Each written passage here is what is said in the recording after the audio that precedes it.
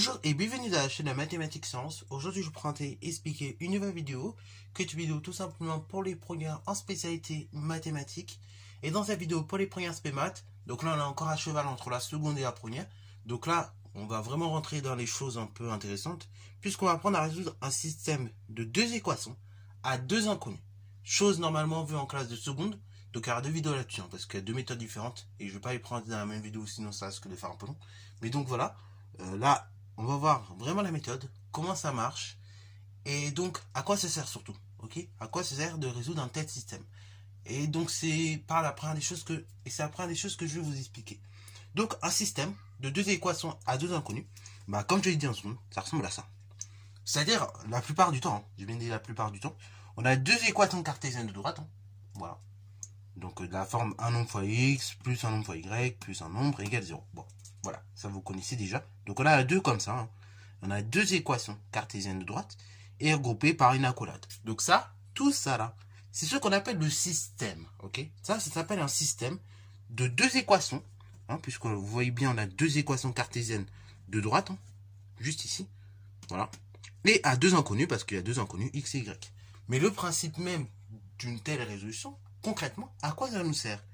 Et bien quand tu vas résoudre un tel système de deux équations, composées de deux équations à deux inconnues différentes, x et y la plupart du temps, et concrètement, qu'est-ce que ça va nous donner? Qu'est-ce que ça va nous qu'est-ce que ça nous amène en fait le résultat, la résolution?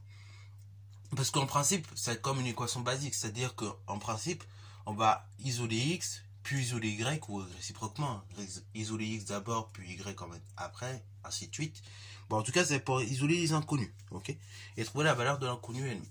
Quand elle est toute seule, genre x égale quelque chose, y égale quelque chose. Mais concrètement, qu'est-ce que ça va à quoi ça va nous servir?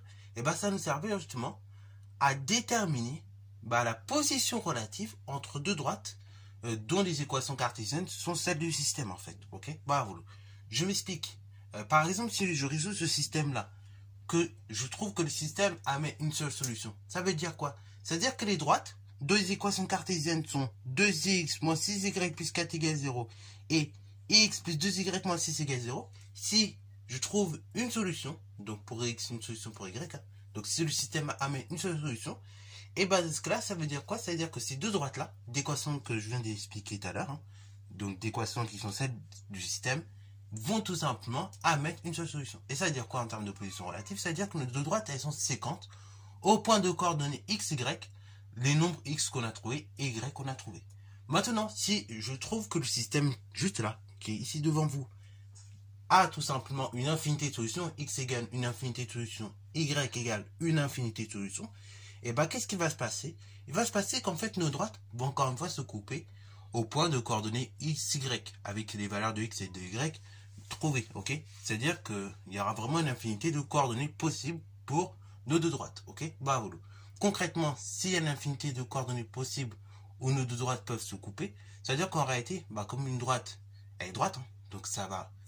En principe, si une droite doit couper une autre, ça se fait une fois. Et si elle ne le coupe plus d'une fois, ça signifie qu'en fait, les deux droites sont tout simplement parallèles, voire même séquentes. Voire même confondues. Ok? Et oui, en effet, lorsque le système va émettre une infinité de solutions, les deux droites, donc, d'équations cartésiennes qui sont celles du système, vont tout simplement être confondues. Ok? Et dernier cas, c'est si le système justement qui est ici devant vous n'amène pas de solution, donc x égale ensemble vide, y égale ensemble vide, cela signifie la chose suivante. Cela signifie tout simplement que nos deux droites, dont les équations cartésiennes sont celles du système encore à nouveau, et tout simplement sont parallèles. Elles ne se coupent jamais. Il n'y a pas de point d'intersection entre les deux droites. Ok? Alors voilà. Donc ça c'est le but, encore une fois, de la résolution d'un tel système. Donc, pour résoudre un tel système, il y a deux méthodes. Il y a une méthode par substitution qu'on va travailler dans cette vidéo et une autre méthode qu'on va évoquer dans une autre vidéo qu'on appelle la méthode par tout simplement combinaison linéaire la plupart du temps. Ok? Alors on va utiliser ici la méthode par substitution, c'est la plus simple. Vous allez voir pourquoi. Le principe est le suivant. C'est-à-dire qu'on va substituer, en fait, on va exprimer une inconnue en fonction d'une autre. Ok? Et après, à chaque fois qu'on aura l'inconnu, du coup on va remplacer par la valeur ou l'expression qu'on a trouvée. Et comme ça, on va se retrouver avec une équation dans un premier temps avec la même inconnue et on pourra déterminer la valeur de l'autre inconnue. Voilà, donc c'est ça le principe. Donc là maintenant, on va appliquer ça sur cet exemple. Donc ceux qui sont chauds, vous pouvez mettre la vidéo en pause pour résoudre le système et interpréter le résultat trouvé. Sur ce donc, c'est parti mon kiki, on y va, en tout cas pour nous. On va donc tranquillement résoudre le système. Donc 2x moins 6y plus 4 égale 0 pour la première équation du système. Et pour la deuxième équation, c'est x plus 2y moins 6 égale 0. Ok, bon, ça c'est la première des choses. Donc première des choses, on écrit l'équation des deux équations composant le système. Et donc tout simplement, je vais exprimer une inconnue en fonction d'une autre. Alors, on essaie vraiment d'être au plus simple possible. C'est-à-dire que si par exemple je vois un x tout seul, ou un y tout seul, et c'est cette inconnue-là que je vais exprimer en fonction des autres, ok? En fonction de y ou en fonction de x, ok? Là, je vois j'ai un x tout seul. Et je pourrais exprimer x en fonction, justement, dans la seconde équation, bien évidemment, de y notamment. Et dans ce cas-là, si j'exprime x en fonction de y, qu'est-ce que ça me donne? Ça me donne donc pour la première équation toujours la même chose, 2x moins 6y plus 4 égale 0. Et pour la deuxième équation, ça fait que x, dans ce cas, est égal à la chose suivante. Ça sera égal du coup à l'opposé de plus 2y, c'est-à-dire moins 2y. Et l'opposé de moins 6, c'est-à-dire plus 6. Ok, bravo. Donc là, là, vous voyez, je vais juste exprimer mon inconnu x en fonction de y. Et maintenant, à chaque fois que je vais voir x dans mon expression, je vais tout simplement remplacer par cette expression-là. Comme ça, après, j'aurai plus que des y. Donc, ceci équivaut à la chose suivante. Ceci équivaut donc à 2 multiplié par x, c'est-à-dire multiplié par également moins 2y plus 6. Donc, moins 2y plus 6, moins 6y plus 4 égale 0. Et après, x, c'est toujours égal à la chose suivante, c'est toujours égal à moins 2y plus 6. Équivaut à. Donc là, maintenant, petit développement. Donc là, pareil, il ne faut pas être hésitant ici. Il faut savoir bien développer et être à l'aise en calcul littéral. Donc, c'est parti. 2 facteurs de moins 2x, de moins 2y plus 6.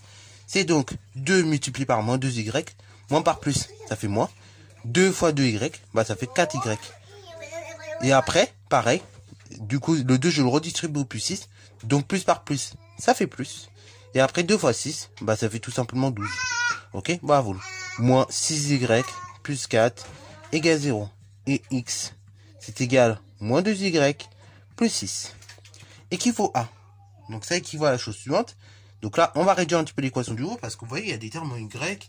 Il y en a deux. Il y a des nombres également, il y a deux nombres. Donc on peut réduire un petit peu les choses.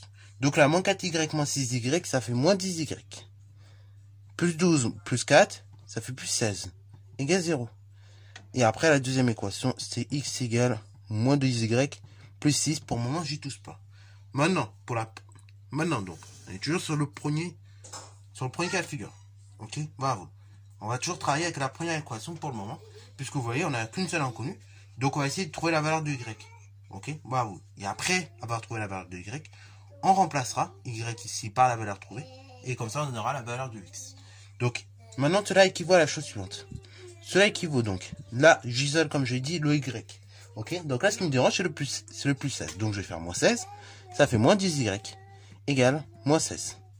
Et après, x égale moins 2y plus 6. Équivaut à la chose suivante. Donc là, moi, je veux la valeur d'un seul y. J'en ai moins 10. Dans ce cas-là, je vais tout simplement diviser par moins 10. Donc, ça fait moins par moins.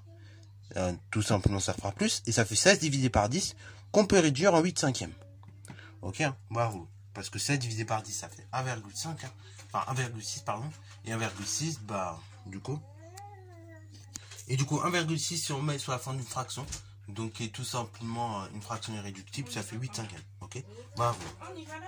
Bon, maintenant que j'ai la valeur de y, tout simplement, je vais remplacer dans l'expression, donc ici, donc dans l'expression de x, et tout simplement, maintenant, je vais remplacer y par sa valeur.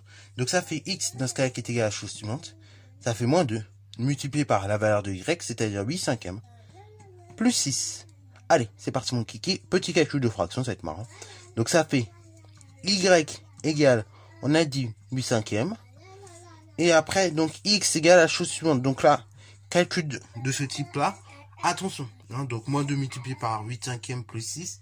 Attention, dans ce cas de figure-là, je vais d'abord effectuer moins 2 multiplié par 8 cinquièmes. Hein. C'est la multiplication qui est prioritaire. Et après, j'ajoute 6. Ok? Il y en a certains qui seraient tentés de faire 8 cinquièmes plus 6. J'espère pas quand même en première. Mais voilà, faites bien attention. D'abord, j'effectue la multiplication. Et après, je vais me débrouiller à faire l'addition. Donc, du coup, je fais moins 2 multiplié par 8 cinquièmes. Moins par plus, ça fait moins. Et après, moins 2 multiplié par 8 cinquièmes. Hein, bah, c'est tout simplement au numérateur. 2 fois 8, 16. Et après, bah, en fait, au dénominateur, moins 2, c'est comme moins 2 sur 1. Et donc, ça fait 1 fois 5, 5. Et après, j'ajoute à ça 6. Équivaut à. Donc là, maintenant, on est sur l'addition de fractions, type collège. Donc, du coup, comment je faisais au collège pour additionner des fractions? Vous vous rappelez peut-être, on mettait au même dénominateur. Bah là, c'est exactement la même technique en première. On met toujours au même dénominateur, ça n'a pas changé. Donc, ça fait la chose suivante. Y égale 8 cinquièmes. Ça, c'est pour la valeur de Y. Et pour X, du coup, je réduis tout, comme j'ai dit, au même dénominateur. Donc là, quel est le dénominateur commun entre 5 et 1, hein, puisque 6 sur 1, c'est comme tout simplement 6, c'est comme 6 sur 1. Et bah, dans ce cas-là, le dénominateur entre 1 et 5, bah, c'est 5. Hein. Donc ça fait X est égal moins 16 cinquièmes. Plus, donc là, je mets tout sur 5. Hein. Donc là, je multiplie le dénominateur par 5. Donc plus 1 fois 5, 5. Et 6 fois 5, 30. Équivaut à la chose suivante. Donc, on y arrive petit à petit. Cela équivaut donc à Y égale 8 cinquièmes. Et X est égal à la chose suivante. Donc, ça fait 16 cinquièmes moins 30 cinquièmes. Donc là, du coup, ça fait comme... Ça fera un résultat en cinquième. Et après, du coup, c'est moins 16 plus 30. Ou 30 moins 16. Ça fait donc 14. Et voilà, voilà. Ok?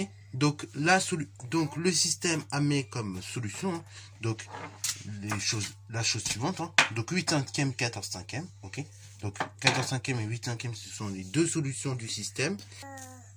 Bon, donc on en arrive là, le système, donc, il a mis deux solutions, hein, que sont 14 cinquièmes et 8 cinquièmes, on va plutôt les mettre dans ce sens-là, hein. Enfin, dans cet ordre-là, en général, on préfère d'abord mettre, la valeur du X, 14 cinquièmes, et la valeur du Y, hein, donc 8 cinquièmes. Ok, c'est pas comme on a une équation par exemple du second degré, en général on met la petite solution plus la plus grande. Là, enfin en général j'ai bien dit, hein, parce que en réalité il n'y a pas vraiment d'ordre. Là dans ce cas précis, quand c'est un système, on préfère plutôt d'abord mettre la valeur de X et après la valeur de Y. Mais ceci étant donné que c'est un petit détail, bon, on va pas trop s'y attacher. C'est si vraiment vous voulez noter ensemble des solutions. Concrètement, cela signifie quoi? Ça signifie donc que les deux droites d'équation cartésienne, donc 2x moins 6x plus 4 égale 0 et x plus 2y moins 6 égale 0, ces deux droites-là, et bah, elles ont un point d'intersection, dont les coordonnées sont les suivantes, hein, x égale 14 cinquièmes et y égale 8 cinquièmes, ok? Bah, vous. C'est-à-dire que les deux droites sont tout simplement séquentes, ok? Comme le système, il a mis à chaque fois une seule solution x, une seule solution y. On peut le noter, donc ça c'est l'interprétation. Voilà, donc du coup, l'interprétation est la suivante. Les droites d'équation, donc 2x moins 6y plus 4 égale 0 et x plus 2y moins 6 égale 0 sont séquentes. Et donc on précise le point où ces deux droites sont séquentes, hein, les coordonnées plus précisément du point où les droites sont séquentes. Hein. Donc on met l'abscisse, hein, donc qui correspond à la valeur de x trouvée, 14 cinquièmes, et la valeur de y qui correspond à l'ordonnée, hein, donc trouvée, c'est-à-dire 8 cinquièmes. Et voilà, voilà. Sur ce, c'est la fin de cette vidéo. J'espère qu'elle t'a plu. Si c'est le cas, n'hésite pas à liker, commenter. Bonne reste toi en mathématiques et en sciences.